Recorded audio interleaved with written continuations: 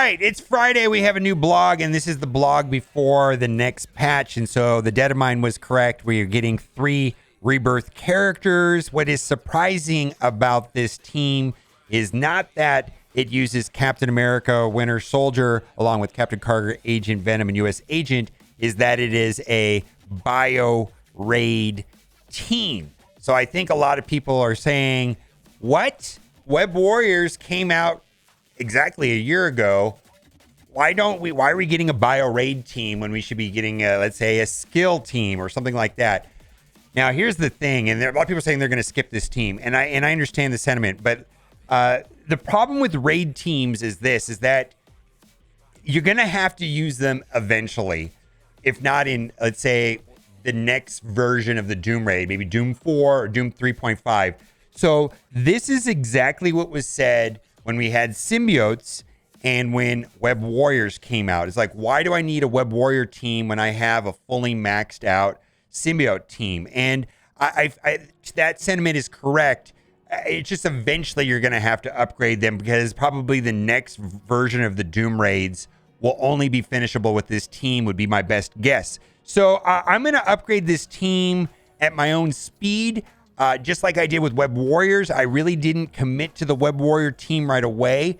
And so I don't know if the skippable is the right word, but maybe shelvable. And so we'll talk about the team and the kits. I want to go over a couple other highlights of the blog post before we read the kits. We will come back and read the kits to Captain Carter, Agent Venom, and U.S. Agent.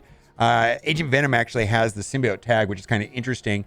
There's going to be a month-long event, of course, for next month, and there's not going to be a featured character, but there is going to be an event store, and the event store is going to have rotating character shards that you can get out of the store. And you can see here in week 1, Morgan Le Fay, Icarus, Abomination, very interesting. Week 2, Hulkbuster, Spider-Weaver, and then Agatha. Week 3 is going to be Dazzler, Spider-Man 2099, and Brawn. And then week 4 is going to be a tough decision for a lot of people, I imagine, because you got Spider-Man Noir, Rogue, and then Nemesis, which has not been released. And it looks like he's going to be released in the 3rd week. There's an event for the 3rd week, Prodigy of Apocalypse or something like that. Other thing that's of interest is there are going to be changes to the Cosmic Crucible, and there are going to be character shards for sale in a character shard store, which uses the Elite Crucible credits. The Elite Crucible credits is the gold ones right here, and this is where we're going to find some older characters, Black Panther, Beast, Lady Deathstrike, but newer characters, Gambit, Hulkbuster, and Abomination. And then lastly, character availability, Nico will be going to the raid store. I believe the last character that was added to the raid store was Cloak, and that'll happen on December 7th. So let's get into the blog post and read the kits for the 3 new characters and the reworks for Winter Soldier and Captain America. For the Rebirth team, Captain Carter is a support who uses high health and damage stats to lift up her allies among swarms of enemies. Her job is to heal and bolster allies with positive effects, but she does a good deal of damage with her attacks. Captain Carter also can revive a dead Rebirth ally with her special ability, Acrobatic Justice, which will come in handy during especially thick raid waves. It looks like the team is all based about deflect and block. And a lot of the team also looks like it's going to need some sort of Raider ISO because of their enhanced crit. Let's get into her passive first. V for victory. On turn, apply regeneration for 2 turns to self and all Rebirth allies, and a 50% chance to apply assist now to a random Rebirth ally. This is important. Gain 25% block chance, gain armor, and then give armor to the rest of the team.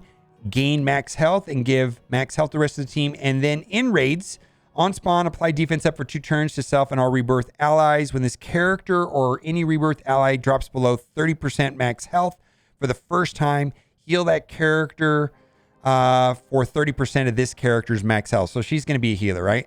Gain additional armor for self and Rebirth allies, and then more health for herself and the Rebirth allies. Let's go to her ultimate ability, which is low cooldowns, 3/3, Rolling Liberty, attack all our targets for damage, clear all negative effects from self and 2 negative effects from all allies, heal self and all Rebirth allies for 20% of this character's max health. And then in raids, if the character has 3 or more Rebirth allies, apply Safeguard, which is a very powerful mechanic, to turn to self and all Rebirth allies. Then we have her special Acrobatic Justice, which is 4/4. And again, I want to bring this up. Blocking and deflect is going to be very important on this team. And basically, deflect is a 100% block chance. Gain 3 deflect, 1 counter, and 1 death proof. In raids, apply 3 deflect, 1 counter, and 1 death proof to all Rebirth allies. Heal self and all Rebirth allies for 10% of this character's max health. Revive a dead Rebirth ally with 60% base health. If there are no Rebirth allies to revive, she still gets to do something. Extend all positive effects by +1 up to a maximum 3, up to a maximum 3. There's a typo there. On all Rebirth allies, and then attack primary target for 450%. Now her basic attack, again, I really wish that they would put the assist, counterattack, or what they call the safety information in these posts. I did request for that. Hopefully that will be made available in the future. Typically that information is not available until the patch goes live and MSF.gg is updated. It doesn't happen when the patch goes live. Sometimes it's a couple days later. So it's kind of hard to know how good Striker will be on these teams because we just don't have the information. And we're guessing at this point. Attack primary target for 280% damage. Chain to adjacent target for damage. Apply regeneration to the most injured ally. If that ally is Rebirth, apply 2 regenerations for 2 turns instead. So we wonder if this would proc twice if on a counter attack or an ISO attack. We just don't know. All right, let's go down to Agent Venom. And he does have the symbiote tag, but no Spider-Verse tag. So that's kind of interesting. Agent Venom is a blaster for the Rebirth team, and his damage and focus stats make him a major source of firepower. This human symbiote hybrid becomes an absolute terror in raids with his complete Rebirth team, with his special ability hitting 4 times total, and his passive ability popping the most injured enemy whenever he or a Rebirth ally blocks. Although the damage is only 100% piercing, so we'll have to see. But this is, again, I was talking about blocking and the deflects being important on this team, which happens frequently in this team. Let's go to his passive. In raids, if this character has 3 or more Rebirth allies on this character or Rebirth ally block, which is fueled by deflects, and then I think Captain America is going to have like 100% block chance with his rework on this team. Attack the most injured enemy for 100% damage. That doesn't seem very high, ignoring taunt and stealth, but we'll have to see. Gain 5% crit damage per Rebirth ally. So again, I think Raider's going to be good. Attack 30% damage, gain 30% damage, and Rebirth allies gain the damage also. In raids, gain additional damage for self and Rebirth allies. Let's go to his special, or his ultimate rather. And this is kind of interesting. Attack all enemies for piercing, plus 25% additional damage for each positive and negative effect on the primary target. So that reminds me of like Heartless Doctor Strange, right? So that it can be a lot of damage, right? It could double tap. Check this. In raids, if this character has 3 or more Rebirth allies on crit, repeat this attack. Cannot be dodged. So this could be a monster double tap in raids. And again, Raider is probably going to make the most sense. Then let's go to his special Symbiotic Smackdown. Energy cost 3/3. So this will be popping off quite frequently. That's a low cooldown. Attack primary target. And this will hit up to 4 times. 100% piercing. Bonus attack 2 more times. If there are 3 or more Rebirth allies, bonus attack 1 additional time for 200% piercing. And I feel like this type of attack is good for getting through death proof. In raids, flip a positive effect to a negative effect on each attack. Very nice. And then his basic attack, gunplay, attack primary target for damage, apply defense down for 2 turns, chain to adjacent target, and then also apply defense down for 2 turns. In raids, chain to an additional target and apply defense down for 2 turns. On any crit, apply bleed. So probably going to be a Raider. Let's go look at U.S. Agent. U.S. agent reports for duty as a controller for the Rebirth with high focus and damage stats to help him stick negative effects to enemies. He helps control the battle for his allies by applying ability block and stuns in raids with a low energy cost. Just 3 ability energy for his special and ultimate abilities. And in raids, this ultimate is going to apply stun, and the special will do ability block, and then it has some other mechanics to it that are kind of interesting. With low cost for the abilities, you'll be applying a lot of negative effects on enemies. And then also, Captain America has a way of has a battery mechanic on his special, so maybe it'll even go off more frequently. Anyways, low cooldowns, right? Let's go to his passive. Tainted Justice. On turn, clear 1 positive effect from all enemies. In raids, if this character has 3 or more Rebirth allies. On Stealth or Rebirth ally block. So again, those deflects. Fill speed bar for self and all Rebirth allies by 5%. So that's going to go... they're going to be blocking quite a bit. Gain 25% block chance. Gain focus. Rebirth allies also gain focus. And then in raids, it doubles that again. Now let's look at his ultimate and his special, which both of them have low cooldowns, 3/3. Attack primary target for piercing. In raids, apply stun to the primary target. So that's going to be very useful. In raids, if this character has 3 or more Rebirth allies, apply slow for 2 turns to all the enemies. And then enemies killed by this attack cannot be revived. Then this is a little bit confusing, this ability here, so we might have to read this carefully. Special Liberty's Revenge, 3/3 low cooldowns. Attack primary target for damage and apply ability block. Chain to 1 adjacent target and apply ability block. Now, this is where it kind of gets a little bit confusing. In raids with 3 or more Rebirth allies, bonus attack the non-summoned enemy with the highest speed bar. So I guess you don't want to target the character, the enemy with the highest speed bar, because there will be a bonus attack that will hit the highest speed bar, ignoring taunt itself for the damage, and apply ability block for 2 turns. And then apply ability block for 2 turns to primary and secondary target instead. These attacks cannot be dodged. Okay, so very interesting, right?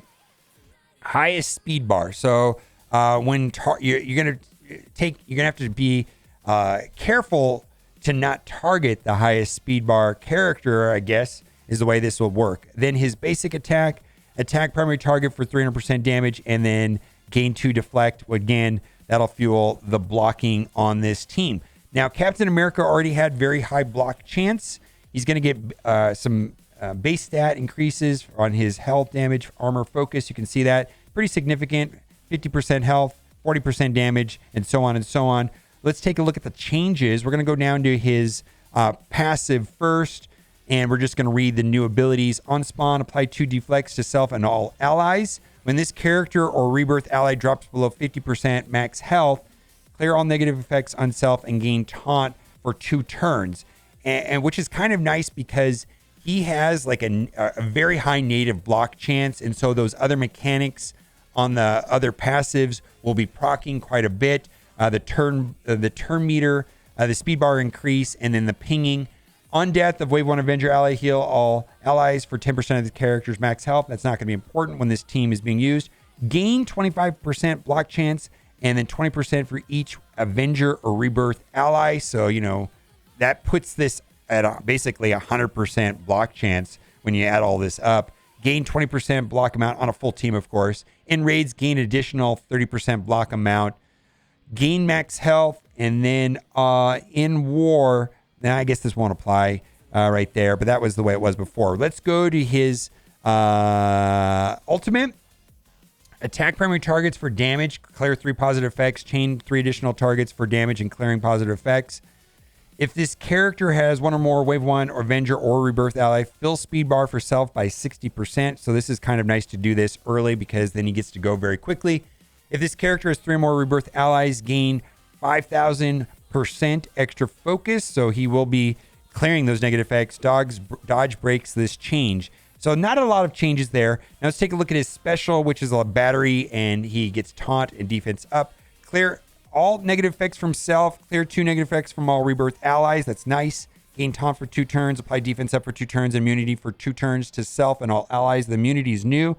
Grant ability energy to 1 to 2 random Avenger allies. Grant 1 ability to 1 to 3 random allies. In raids, grant 1 ability energy to 4 random Rebirth allies. So he still has the battery mechanic. Let's take a look at his, where is that? His basic attack. Attack primary target and do damage. Apply offense down for 2 turns. Chain to 2 adjacent targets for damage and apply offense down for 2 turns. Gain defense up. Counterattack brains this chain. Now let's go look at Wolverine. And Wolverine had some minor changes. Or not Wolverine. Winter Soldier. Winter Soldier updates. Health increase pretty significant. 50%. Damage 30% almost. Armor. Focus. And resistance. So let's go look at his passive. And looks like he is going to be a lot of crit. It's going to be Raider is going to be optimal on him. When Captain America allies attacked, apply offense to all Rebirth allies. So Captain America is going to gain taunt when any of the characters on the team drop, including himself, drop below 50%, or when he uses his special. So this will be proccing quite a bit. When Captain America allies attacked, apply offense to all Rebirth allies. Gain 30% resistance. Rebirth allies gain resistance. In raids, also do the same thing, so it doubles down. Gain 20% crit chance. Rebirth allies gain a 20% crit chance. So Raider is going to be important on this team. If Baron Zemo or Captain America's ally, gain 20% max health. Okay, let's go and look at his special. Clear 3 positive effects on primary target. Attack primary target for high damage. Apply heal block for 2 turns. In raids, if this character has 3 or more Rebirth allies, which he should, apply stun for 2 turns to the primary target. Apply disrupted to 2 turns primary target, and this will have a significantly higher focus, 5,000%. Let's take a look at his special. Attack primary target for damage and apply bleed. Bonus attack 3 times for 210% damage and apply bleed. And then his basic attack. Attack primary damage for primary target for damage and piercing and apply defense down. So it looks like it's going to be Raider. So a lot of people are saying is like, do I really need this team now? And I don't know if you'll need this team now, but I do feel like you'll need it later. I just want to read some of the top comments to this on Reddit because a lot of people are asking very good questions. Why should we believe this Bio team will actually work? I believe it will be better than Web Warriors. Healing is better than Web Warriors. They don't rely on evade is the primary form of defense. Very RNG on Web Warriors. On a quick skim of the kits, this does look significantly better than Web Warriors. Of course, where they actually need to build them right now is debatable. There you go. If you have a good Web Warrior and a reliable second option for the second node. And here's the thing too. Nowhere in this post did they talk about minions. And this is a hot topic right now because a lot of people do not have any minions at all upgraded. We're talking about like barely any minions upgraded. And you know, if you're in that situation and you have Web Warriors built up, you know, maybe save the resources that you would typically put into new characters as a release and save those resources just so we can figure out what's going to happen with the minions, because the first 2 nodes in the Scourge are going to be minions, and we still don't have any information at all in this blog post about minions. So I'm kind of waiting to make recommendations on what to do with minions until the patch drops, which is going to be either Tuesday or Wednesday of next week. Usually by then we'll know if there's going to be any new minions for sale or if there's going to be any minion rework. So we'll have to wait and see. So that is my take on this new bio team. It just seems like a weird time. I wish we would have got a skill team instead. Excuse me. Oh, all right. So Festival of Frost. Shovel up presents for your roster for the next month-long event milestone. We talked about this having no character tied to it, but there is going to be a store that's going to change every week, and we reviewed that at the beginning of the video. Similar formula right here, 4 main milestones, and the milestones will have feeder events, quick rumble milestones, and then 2 alliance milestones. And then this is kind of annoying because we'll get into it. Make progress in these 10 events to earn progress toward the Festival of Frost, which will reward presents to spend in the winter event store on rewards of your choice.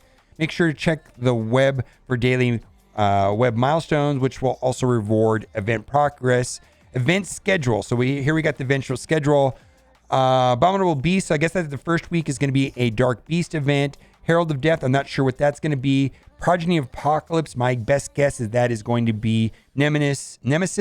And the Nemesis release event will be tied to that. And then in the final week, we'll have the gift wrap gala. Then we have all the quick rumbles. And then we're going to have the coordinated assault milestones, which is the spending green ISO energy with your alliance mates. So the points, we're not going to get super detailed in the points, but they did change the point structure to have 750,000. And I know that up until last month, these events have all been finishable if you're free to play. It looks like as of right now on the month-long event for Black Panther 1 mil, the last milestone, from what I can see so far, we've got a couple days left in the event. Maybe there'll be some other way of getting some of the points. But it looks like that last milestone, people are going to come up just barely short, and there's no way of getting it free to play. And the last milestone effectively is a whale stone. And so I'm wondering if that's going to be a new trend and how this event is going to be, because there really is not character shards in this. And so I'm going to guess that these last several milestones are going to be whale stones. We'll have to see. Event store and rewards. We kind of talked about this already at the beginning of the video. Morgan Le Fay, Spider Weaver, Braun, lots of great characters.